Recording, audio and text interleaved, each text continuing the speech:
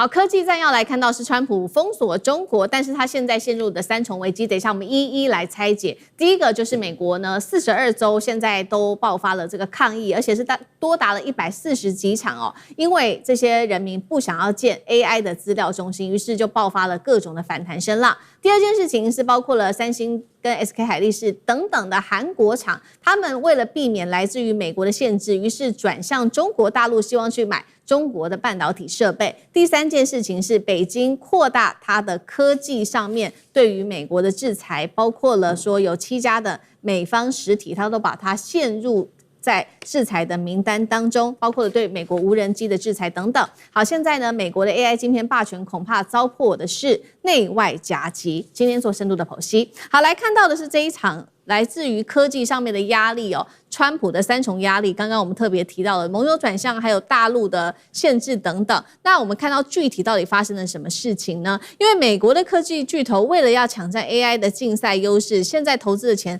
真的非常的多，達到了1000億美元要建設 AI 中心。但是大家要知道，你要建這些 AI 中心，要的電力啊，要的水資源跟土地實在是太多了，所以民眾就開始起了反彈，包括現在在全美，包括多州哦，都串聯起來了各種的抗議活動，反對美方去建 AI 的資料中心等等。那沒有想到這時候川普是這樣子說的，他指控中國大陸說，今天爆發這種各種的抗議背後可能都有北京勢力的介入，所以人民才會起來反抗。真的是這樣子嗎？那酈將軍又怎麼解讀？這次這個反對資料中心的建設其實上就在美國來講是少數幾個議題能夠全美國可以不分黨派不分意識形態大家共同的一種看法那我把幾個數據跟大家講，就知道為什麼我講美國這是不分黨派。是通常共和黨這個比較這個多數的，像德州來講的話，他總共辦了18場的抗議然後民主黨這個加州是民主黨的這種支持的比較高的掌控的州它有8場的這種抗議。那另外來講，比較偏共和黨的，包括佛州、包括印第安納州都各有7場。那摇擺州也有，摇擺州這個包括喬治亞州11場，賓州17場所以說美國可以說這個反資料中心是全民共同的一個共識。那在這種情況，這是誰所造成的這種渲染呢？是一個其實是不是共和黨，也不是這個民主黨，而是有一個叫做這個右翼的民間組織叫做茶黨，他所發起的，他領導人所發起這場運動，他把它定的名稱叫做人類優先的組織他組織一個人類優先，為什麼呢？就是他講的嘛，你說這個水資源是人類必須要優先的。到底水資源要優先去弄 AI， 還是人類必須要用？所以他認為，基於這種理念來講的話，你也不應該浪費太多的水資源，還有土地，甚至於在這種電力方面用在發展 AI， 而應該要以人類為優先。那這次美國如果說是要建 AI 資料中心，你知道難怪這些人會反彈到這種程度我舉一個例子像這次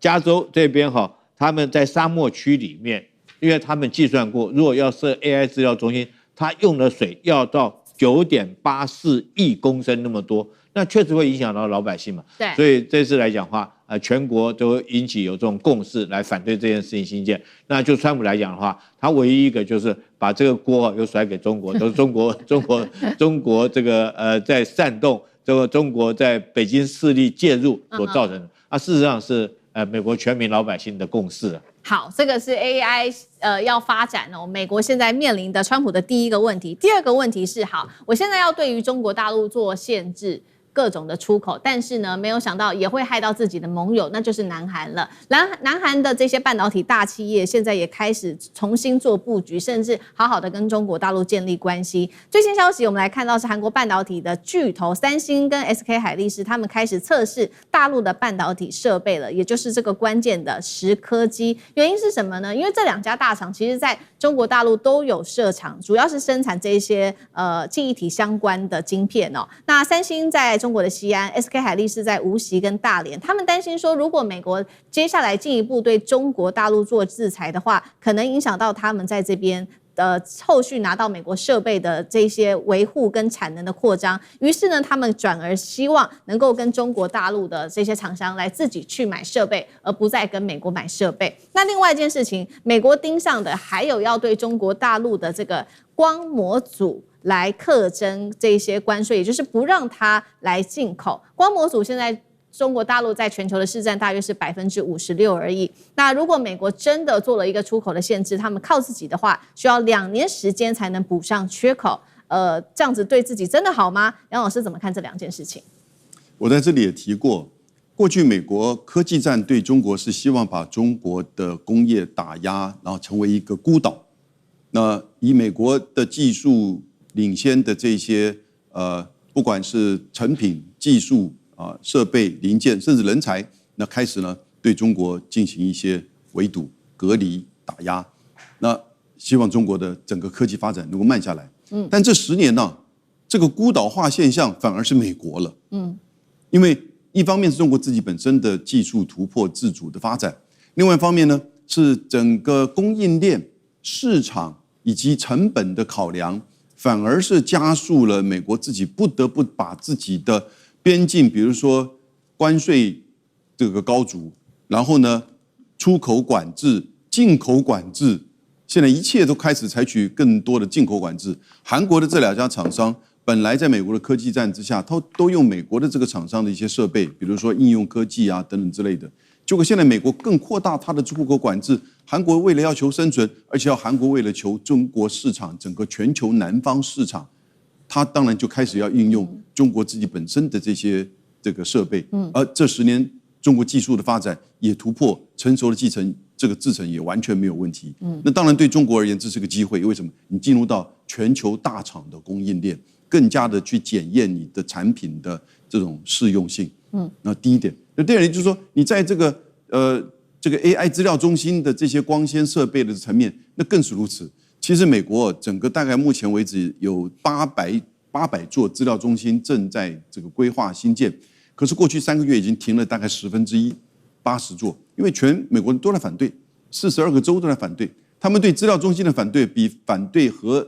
電廠還要更嚴厲。是，那所以呢，尤其在加州、德州跟維吉尼亞州，那維吉尼亞州其實是最多的，我不知道，因為大概離華盛頓比較近的關係，所以這樣子一個情況，你規模變小，然後呢，你現在又禁止這個優異的成本比較低的大陸的零組件進來，那你要花更高的成本，那你要花更大的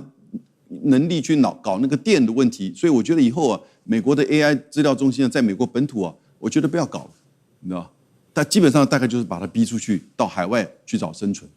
好，所以我們看到面對於美國的這個動作，中國大陸怎麼樣做報復呢？因為我們統計起來，美國近年對中國1000家的中國企業已經祭出了各種的出口管制跟實體清單，所以大陸呢最新北京說它要嚴查無人機對於美國的出口，並且制裁7家美方的實體企業